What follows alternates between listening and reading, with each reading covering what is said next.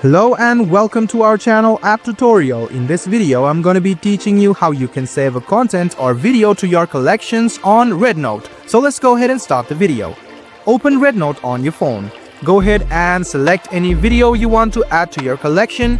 Go ahead and tap on the screen and you can see the option of this way of save.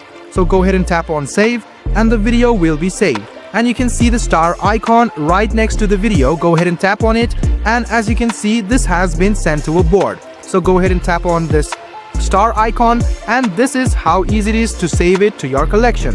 Now to check out your collections, go ahead and tap on your profile on the bottom right hand corner and tap on collects. As soon as you tap on collects, you can see some of the collections which you added. So if you want to delete some of your collections, just go ahead and tap on it and you can see the star icon. Go ahead and tap on it once again and it will be deleted from your collection. So guys, this is how easy it is to check out a video on your collection or to save a video on your collections on Rednote. I hope this video was helpful for you. Like the video, subscribe to the channel and do hit the bell button for more. Hope to see you in the next video as well.